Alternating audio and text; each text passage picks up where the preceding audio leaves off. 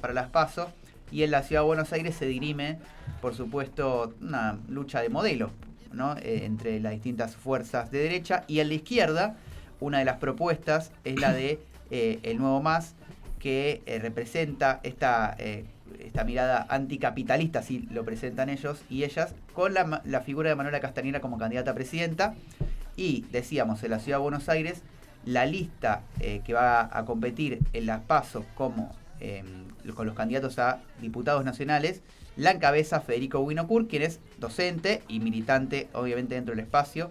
Y lo tenemos aquí en nuestros estudios para charlar un poco sobre su candidatura y su mirada política. ¿Cómo estás, Federico? Bienvenido, ¿todo bien? Hola, buenos días, muchas gracias por la invitación. No, gracias a vos por haberte acercado e incluso por la espera. Acá está con Fernando, integrante de su equipo de prensa. Bueno, Federico, te quiero preguntar primero por el tema del día, porque obviamente ustedes como dirigentes siempre cercanos a los reclamos de los trabajadores, entiendo que estarán.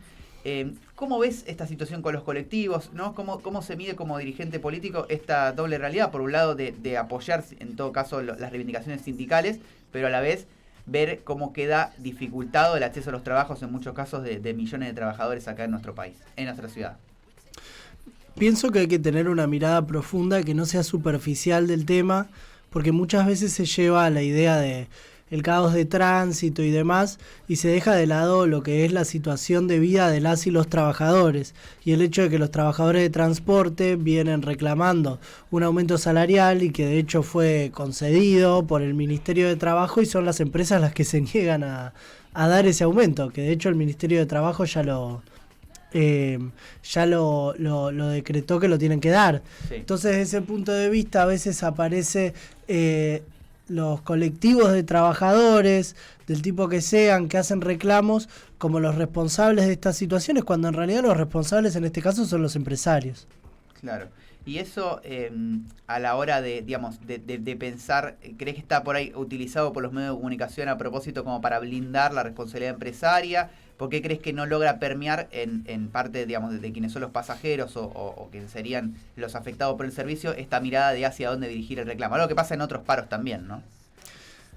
Bueno, me parece que igual a veces el bombardeo mediático se hace unilateral y se habla de una idea, bueno, la gente dice esto, la gente piensa lo otro. Justamente hablaba con una compañera trabajadora social que estaba yendo a su trabajo en un hogar y me dice que entre varios consiguieron un taxi para poder llegar al trabajo. Y me decía que entre varios dentro de la estación de 11, digamos. Claro, desconocidos. Desconocidos. Y me decía que hablando con otros trabajadores que trabajaban en el rubro gastronómico y demás, la charla era que estaban a favor del reclamo. Porque justamente por un lado te dificulta la llegada a tu trabajo, te dificulta un montón de cuestiones, pero al mismo tiempo la idea de que el salario es muy bajo es algo que comparten todos los trabajadores hoy. Sí. Entonces los salarios son tan bajos que cuando alguien te dice estoy reclamando más salario, en general tenés empatía, a menos que seas empresario. Bien. Y una consulta, cuando decís como los empatizan con los que reclaman, decís que igual está mal organizado, capaz, sí, por ejemplo, los del colectivo, los de la UTA que hacen el paro, está bien, pero capaz el Sarmiento como que tendría que haber alguna comunicación entre ellos, ¿crees? O... Me parece que los reclamos terminan estallando como se puede, por decirlo de alguna manera, porque la crisis social en Argentina, económica e incluso política, es tan grande que los problemas estallan porque no aparecen soluciones.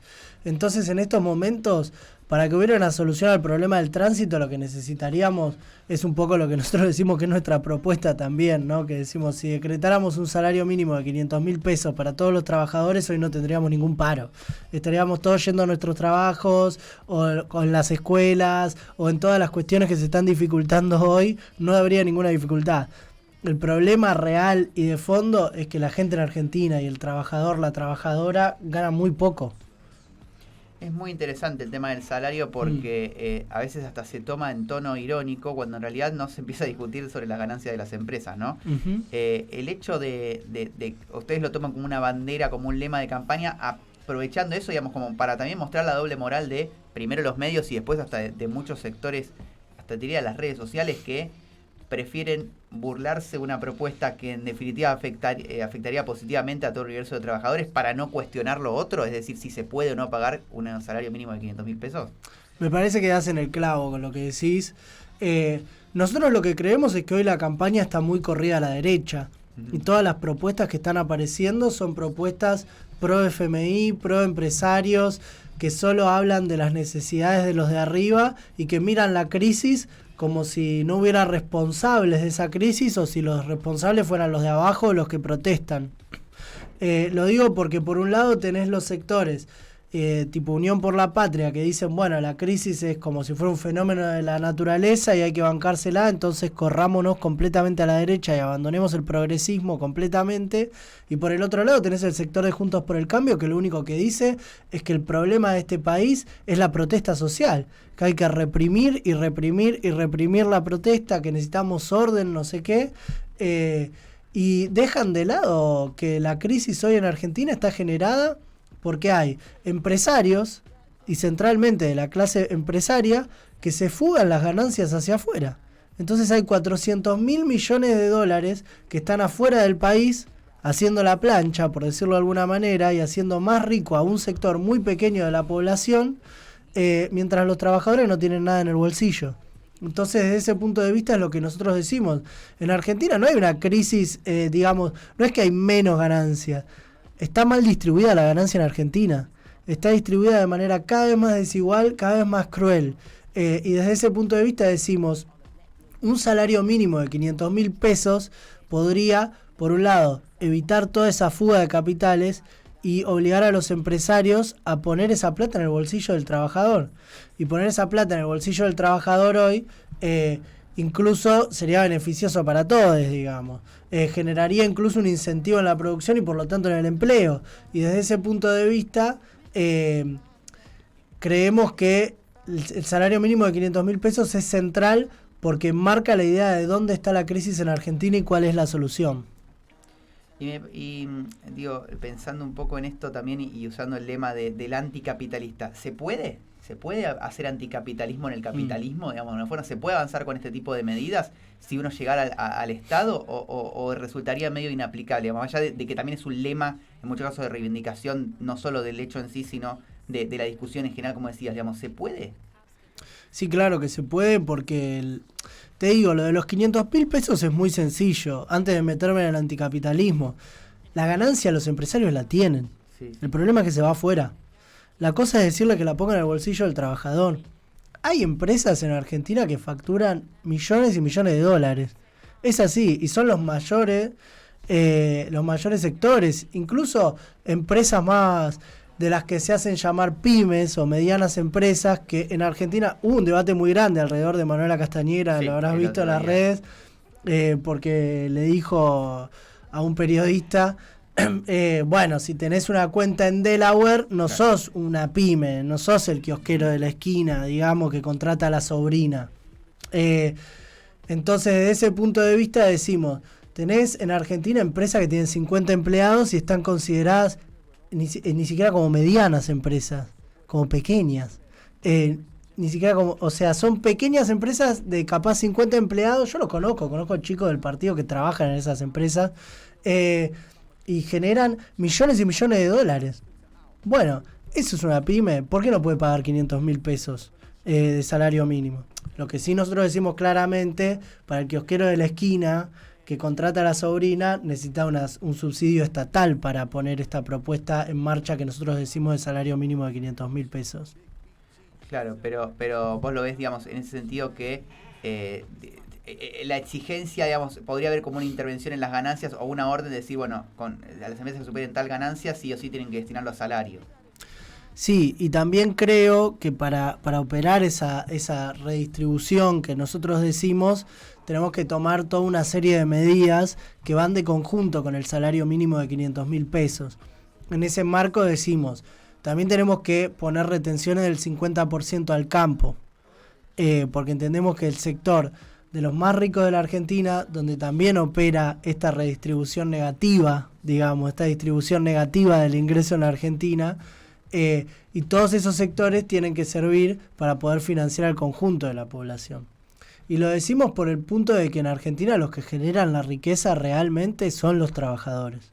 Y como son ellos los que generan la riqueza, son los que tienen que llevarse como mínimo, salario mínimo de 500.000 pesos, no salario máximo, ¿no?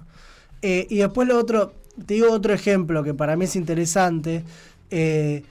Los residentes de la salud de la Ciudad Autónoma de Buenos Aires, que se hicieron muy conocidos en los últimos años por los conflictos que visibilizaron también lo que es la situación de gente joven que estudia medicina, que se recontracapacita, que trabajan como perros en los hospitales públicos y ganan muy poco salario. Hoy están reclamando un salario mínimo de 450.000 pesos. No estamos tan lejos de lo que nosotros estamos diciendo como propuesta. Y que incluso hoy es nuestra propuesta dentro del marco de un programa de medidas anticapitalistas. Pero esas medidas anticapitalistas no significa que las sacamos de la galera. Las sacamos de las necesidades de las y los trabajadores. Bien.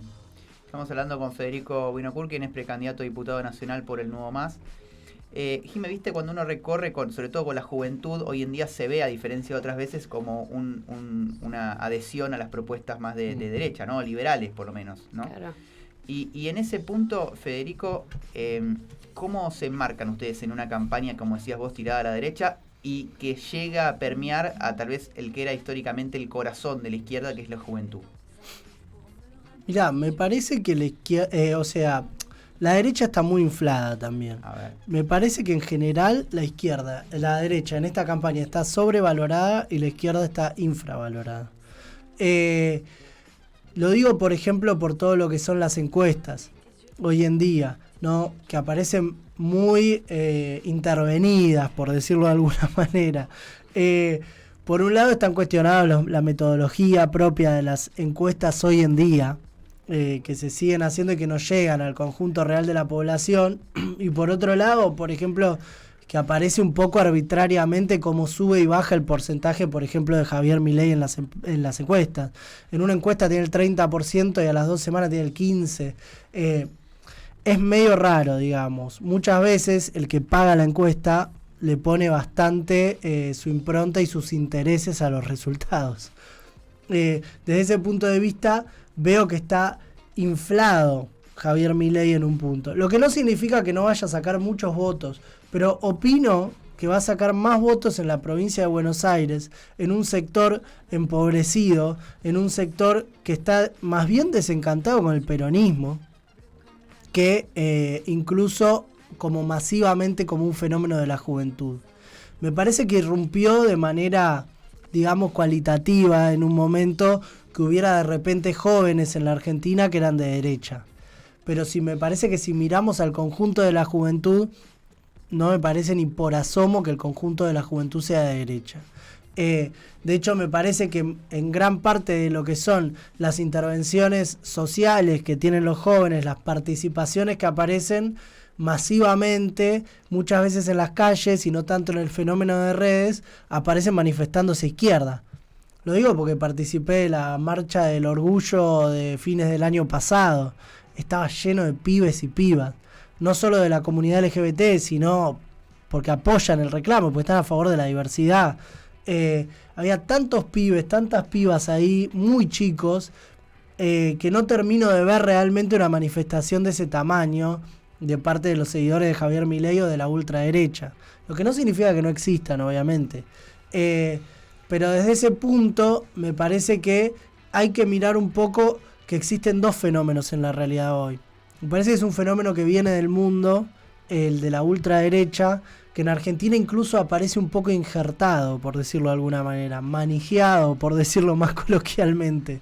En el mundo tenemos Trump, Bolsonaro, tenemos fenómenos derechistas por todos lados. Y Javier Milei en Argentina aparece como un fenómeno al que le pusieron plata, tiempo en televisión, tiempo en radio, acá, allá y demás. Y de esa manera construyeron un fenómeno que es más bien electoral. Pero en el fenómeno social por abajo no veo apareciendo realmente de esa manera a la ultraderecha en Argentina. Una pregunta, vos nombrás Sí. las redes sociales. ¿Crees que es un medio positivo en estas fechas de elecciones o todo lo contrario?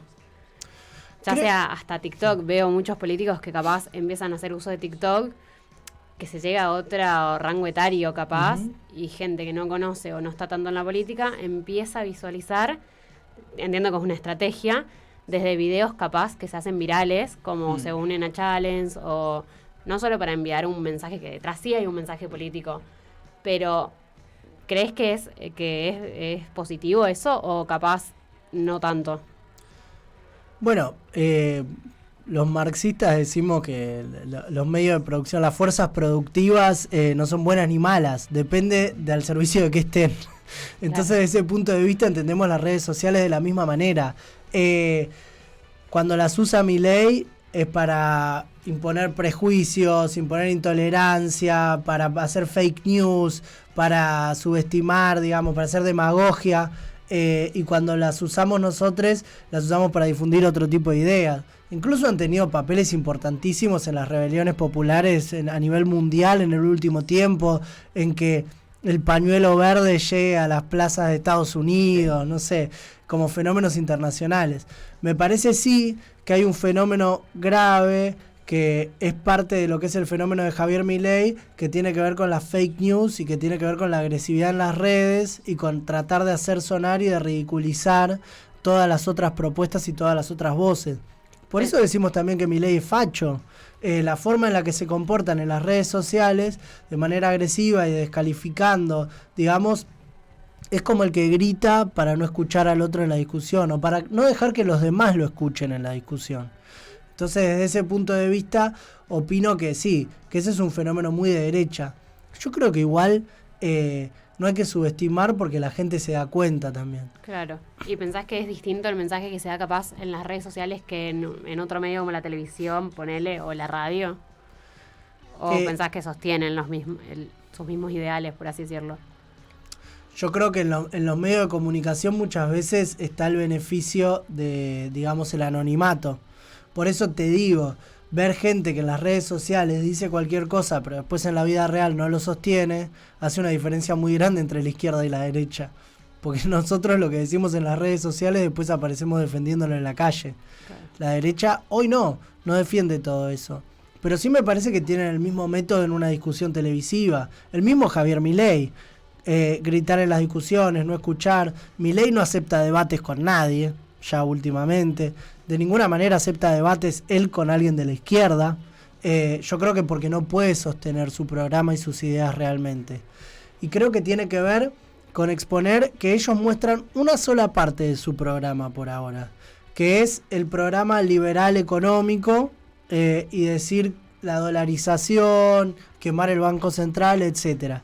Pero quieren ocultar una parte de su programa que es gravísimo, que es que en Argentina, para pasar por arriba de todos esos derechos sociales, porque dolarización es desempleo de masas, para pasar por arriba de todos esos derechos sociales necesitas una dictadura militar y 30.000 detenidos desaparecidos.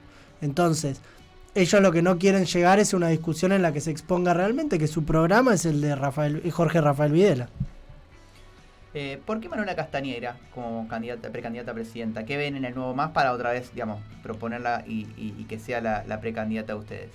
Bueno, proponemos a Manuela Castañera primero porque tiene unas ideas muy claras y muy concisas alrededor de lo que hay que hacer, porque aporta ideas siempre al debate, porque es una mujer que nos parece muy importante en este momento, pero además es una mujer luchadora, no solo referente del movimiento feminista y de la pelea por el aborto hace muchísimos años, y que es una persona real que surgió de ahí, de ese activismo, sino también porque está siempre en las calles acompañando trabajadores, acompañando todos los reclamos y tratando de darle voz a la parte que no se escucha de la sociedad. Por eso estamos en esta campaña, yo también me incluyo, pero Manuela de manera muy, muy clara, recorriendo el país entero con la propuesta de los 500.000 pesos de salario mínimo. Porque hay algo que en esta campaña no se habla, y es el salario. Entonces, desde ese punto de vista decimos Manuela Castañera presidenta, porque viene a darle voz a todos esos reclamos desde abajo y viene a proponer lo que nadie habla, que es un salario mínimo de 500.000 pesos. Si tendrías que hablarle a los jóvenes que no están capaz tan metidos en la política o que recién están empezando a entender lo que es la política, o un joven de 16 años que hoy en día vota por primera vez, ¿qué le dirías? Le diría que en el marco de este sistema a veces aparece muy difícil poder tener un futuro. Que eso aparece como una idea muy difícil, que lo deben ver también capaz a los 16 años todavía no trabajando, aunque muchos sí, pero en sus pares o en sus padres o en sus familiares, que todo el mundo hoy para poder llegar a fin de mes no solo trabaja precarizadamente en muchos casos, sino incluso con doble o triple empleo para poder tener un ingreso mediano, y que entendemos que para poder construir un futuro hoy necesitamos condiciones más dignas. Por eso hacemos las propuestas que hacemos. Y una propuesta muy importante para mí, para la juventud, es que en muchos casos hoy aparece, en la generalidad te diría, el primer empleo aparece como un empleo necesariamente precarizado y sin derechos. Como es el caso de los trabajadores de reparto por aplicación, que muchos son muy jóvenes, aunque también hay gente grande que se quedó sin trabajo. Y decimos que es muy importante hoy votar candidatos, candidatas y listas que hagan propuestas reales que afecten esos intereses de verdad y no que hagan demagogia de derecha. Que no hagan demagogia como si fuera una estafa piramidal, como te hace Milei, digamos, trae 3 amigos para la idea de la dolarización y así nos vamos a salvar todos, como si fuera un telar de la abundancia, sino que decimos las cosas reales. Y son ideas y son propuestas. Necesitamos legislación en Argentina que prohíba la subcontratación, que prohíba la contratación en negro y que prohíba la precarización. Necesitamos que, por ejemplo, al segmento de trabajadores de reparto por aplicación se les reconozcan sus derechos laborales. Hay hoy justamente la segunda candidata a diputada por la ciudad de Buenos Aires, en la lista, que tengo el orgullo de que me acompañe, Belén D'Ambrosio, es organizadora del primer sindicato de trabajadores de reparto por aplicación. Ayer me decía, hay 90.000 trabajadores de reparto en Argentina, 90.000 personas, que hoy hay una empresa, o varias empresas en realidad, que les dicen, no, vos no sos un trabajador, sos un colaborador, mientras los explotan, les imponen un régimen laboral y hacen ganancias con su esfuerzo. Entonces, desde ese punto de vista decimos, esos 90.000 trabajadores y trabajadoras tienen que tener ya reconocimiento laboral y todos los derechos que un trabajador necesita. Una ART, un salario mínimo, poder reclamar y sobre todo, y me parece muy importante, y esto lo queremos llevar de manera muy clara en esta campaña, derecho a tener su sindicato para poder defenderse y organizarse. ¿No creen que eso pueda, como dicen en algunos sectores, quitarle la fuente de trabajo? Digamos, como que sea una herramienta para que desde las aplicaciones digan, bueno, entonces sacamos esta contratación. La verdad no lo creo, porque hacen tanta plata que no veo que se vayan a ningún lado. Pero además es un discurso clásico que usan siempre las empresas y que usan los que quieren, hablando mal y pronto, negrear a los trabajadores, precarizarlos y demás, y decir, no, si tenés derecho yo me voy. ¿A dónde te vas? O sea, ¿a dónde te vas a ir? Si vos vivís del trabajador, no podés escapar del trabajador. Entonces, esa es un poco la cuestión de decir, los trabajadores necesitan tener sus sindicatos y sus derechos. Lo que hacen las empresas es contratar gente para decir su discurso. Es una realidad también, disfrazan gente o arman sus grupitos de repartidores para salir a decir el discurso de la empresa. Mira. Y es un fenómeno mundial.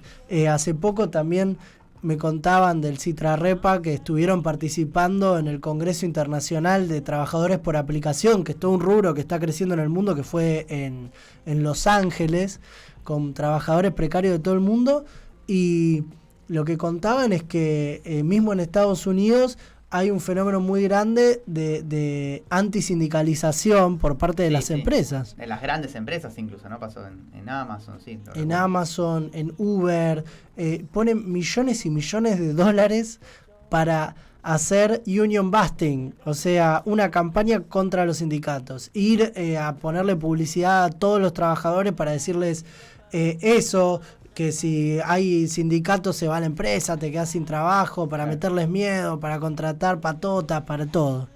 Y desde ese punto de vista decimos, ese fenómeno mundial hoy lo tenemos que combatir, porque tener un futuro también es tener derecho a organizarte, y tener un futuro es que te reconozcan tus derechos laborales. Así que yo veo eso, también lo digo, lo ligo a lo que hablábamos de la juventud y la derecha. Miremos Estados Unidos, donde donde está el trampismo y muchas veces aparecen noticias muy feas, también hay un fenómeno muy grande de organización sindical. Jóvenes y jóvenes que se la pasan todo el día militando para organizar sindicatos otra vez en Estados Unidos. Acá en Argentina queremos lo mismo. Estamos hablando con Federico Buinocur, precandidato a diputado nacional por el Nuevo Más. Federico, en la boleta, digamos, ya hablamos de quienes están por ahí en el extremo opuesto ideológico, pero digamos, con un discurso similar, con sus matices, están también otras listas dentro de estas elecciones. Y te quiero preguntar por dos. Primero, por la lista de Juan Grabois dentro de Unión por la Patria, como ves esa lista. Y por otro lado, sobre el Frente de Izquierda, ¿por qué no están unidos? Mira, lo primero, Juan Grabois me parece un hipócrita. Y me parece que es una colectora de masa. Eso hay que decirlo de manera clara. La lista de Grabois es una colectora de masa, no lo digo yo nada más, lo dicen analistas políticos de todo tipo y color. ¿Por qué? En primer lugar, si vos votás a Grabois hoy, votás toda la lista de diputados de masa. Votás toda la lista de intendentes de masa. Votás todo el armado de abajo que hizo el peronismo, y ese armado del peronismo fue conservador. Unión por la Patria es un cambio de nombre que hizo el peronismo para terminar de abandonar el progresismo y girar hacia el conservadurismo. Entonces, esa fórmula Massa-Rossi con todo su armado inferior es lo que vos votás votando a Juan Grabois también, que además todos sabemos que no va a ganar la PASO. Y desde ese punto de vista creemos que es una forma de engañar a la gente.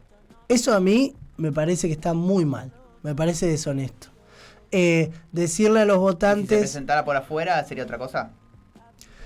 Probablemente si se presentara por afuera podría hablar de un proyecto político distinto. El problema es que Juan Grabois es un candidato del Papa también.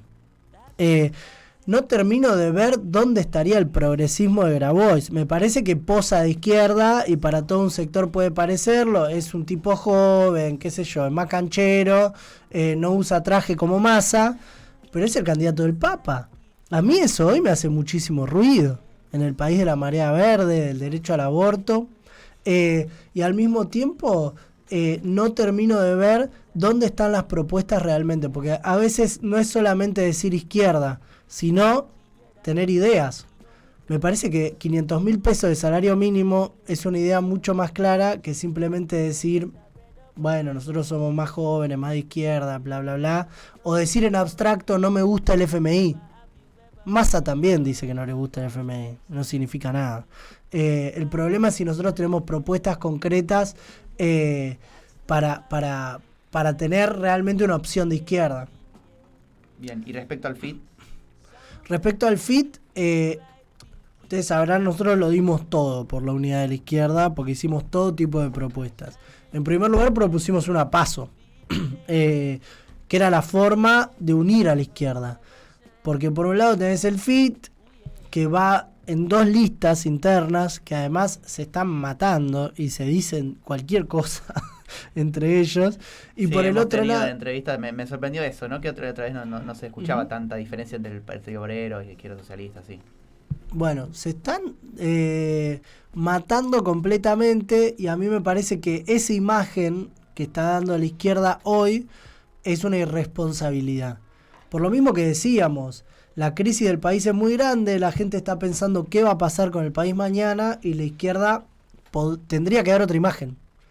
Desde ese punto de vista propusimos la PASO para unir a todos, incluso a los sectores que ellos echaron del FIT, como Altamira y demás, o Ramal, para incluirlo a Luis Zamora. Hicimos todos esos intentos y conversaciones con todo el mundo que quiso sentarse a conversar para tratar de generar esa unidad. No quisieron. Propusimos armar fórmulas unitarias, incluso se lo propusimos a Miriam Bregman. Pero bueno, yo te digo hoy, la principal responsable de esto, por el lugar que tiene hoy como referente de la izquierda, es Miriam Bregman.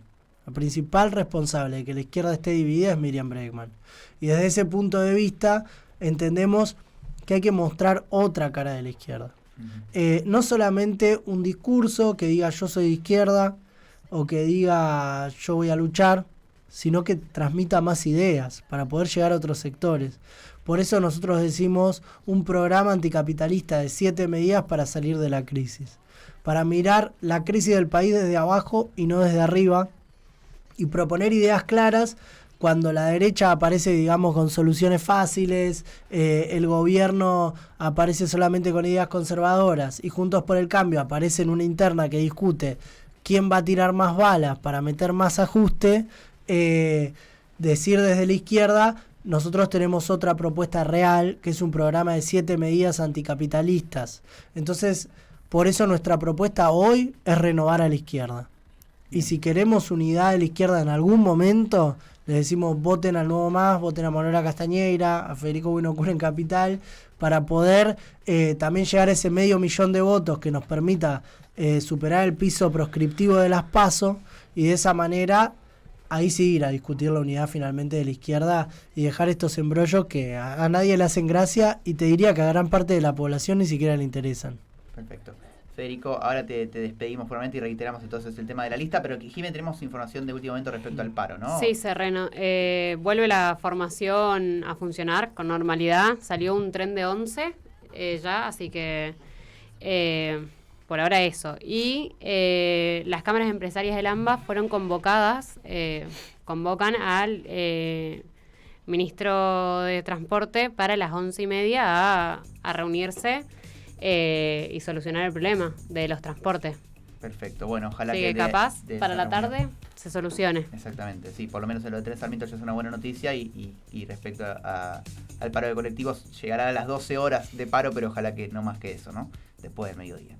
Bueno, 9:59, entonces Federico, vos vas como precandidato nacional, vamos a reiterar, en la Ciudad de Buenos Aires, ¿no? Por el Nuevo Más, la lista que Manuela Castañeira encabeza como candidata a presidenta. ¿Querés nombrar a otros candidatos? ¿A jefe de gobierno, jefa de gobierno?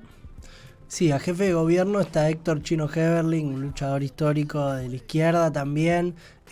A la legislatura una apuesta joven, Violeta Alonso, capaz la habrán conocido por participaciones en los medios. Una piba que es una luz también de izquierda, que es secretaria del Centro de Estudiantes de Filosofía y Letras de la UBA. Y desde ese punto de vista, contarles también una noticia que para nosotros es muy importante, porque dentro de nuestra lista de diputados nacionales se sumó también Alejandro Tantañán, director teatral de muchísimo renombre, y que aceptó la invitación para ser candidato extrapartidario dentro de nuestras listas para llevar adelante la bandera LGBTI. Así que desde ese punto de vista para nosotros es un orgullo que él esté integrando nuestras listas ahora.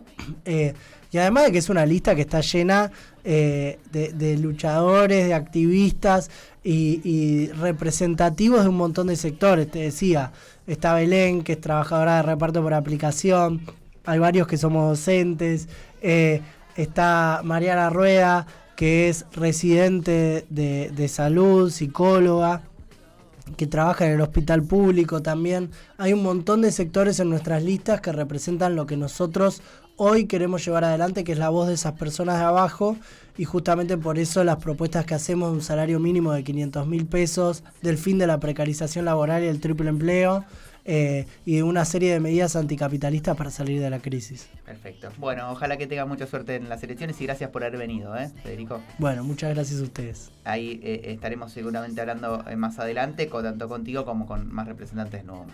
10 en punto, seguiremos entonces actualizando la información respecto al paro de colectivos, pero reiteramos la última noticia que nos da aquí Jimé, vinculada a la renovación del Tren Sarmiento, ¿verdad? Sí.